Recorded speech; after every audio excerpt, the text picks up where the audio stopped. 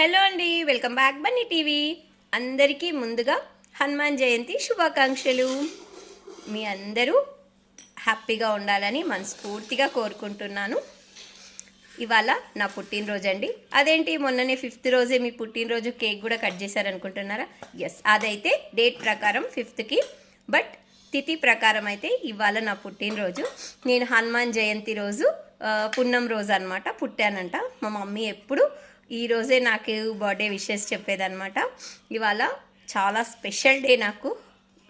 ఇంకోటి, మా హస్బెండ్కి హనుమాన్ అంటే చాలా చాలా ఇష్టం అనమాట. అలా రెండు కలిసి వచ్చేసాయి మాకు. ఇంకా ఈరోజు మీతో ఒక ముఖ్యమైన విషయం షేర్ చేసుకోవాలనుకుంటున్నాను. ఈరోజు మా అమ్మమ్మ ఎప్పుడు చెప్తూ ఉండేదన్నమాట నాకు. తను ఒక పొద్దు చేసేదన్నమాట, అంటే ఉపవాసం మార్నింగ్ నుంచి ఈవినింగ్ వరకు. ఈవినింగ్ వంట చేసుకొని ఈవినింగ్ ఒక్కటే తినేవాళ్ళంట. అయితే ఆ రోజు నాకు ఊరికే అనేదన్నమాట, నా ప్రతి బర్త్డేకి తను ఉన్నన్ని రోజులు అనేది, నీ పుట్టినరోజు ఎందుకు గుర్తులేదు, నన్ను ఆ రోజంతా ఉపవాసం పెట్టేశావు కదే అనేసి. పాపం అప్పుడే వంట చేద్దామని రెడీ అవుతుంటేనే మా మమ్మీకి పెయిన్స్ స్టార్ట్ అయ్యి నేను పుట్టానంట. ఈ విషయాలన్నీ ఎందుకు చెప్తున్నా అనుకుంటున్నారా? చెప్తే బాగుంటుంది కదా, కొంచెం షేర్ చేసుకోవాలనిపించింది. మన ఫ్యామిలీతోనే కదా షేర్ చేసుకుంటున్నా అని. ఎస్, అయితే అదొక్కటే మా అమ్మమ్మ ఎప్పుడు అనేదన్నమాట, తనని పాపం ఆ రోజంతా ఉపవాసం పెట్టేశానంట నేను, ఎప్పుడు అంటుండే అనమాట. ఇప్పుడు మా మమ్మీ ఉంటే చాలా బాగుండేది, కానీ మా మమ్మీ లేదు కాబట్టి కొంచెం బాధ.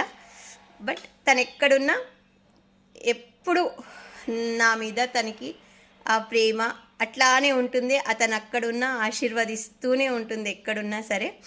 Thank you so much. ఎందుకో నాకు ఇలా షేర్ చేసుకోవాలని అనిపించింది. ఇవాళ నేను టెంపుల్కి వెళ్ళేసి వచ్చాను మార్నింగే.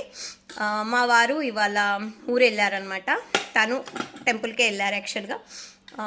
నేనైతే ఇవాళ పూరి చేశాను, రసం చేశాను, అన్నం, పప్పు, పిట్ల పూరికి. ఎస్, అవన్నీ కూడా నేను మీకు చూపించేస్తాను. Okay, thank you so much. First అయితే మా అమ్మ మా నాన్నని చూపిస్తాను. మీరు చాలా వీడియోలలో చూసుంటారు, ఇప్పుడు చూపిస్తాను.